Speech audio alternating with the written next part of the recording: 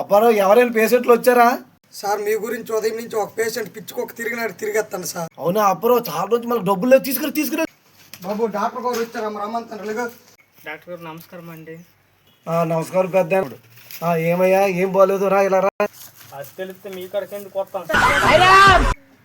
నా దగ్గర కొంచెం మందులున్నాయి, కొన్ని మందులు రాసేస్తాను, నువ్వు వాడు. సరే డాక్టర్ గారు. పెద్దనా, ఇది పరగొడుపున దొడ్డుకి వెళ్ళినప్పుడు వాడు. ఎవరురా నువ్వు, ఇంత టాలెంటెడ్ ఉన్నావు?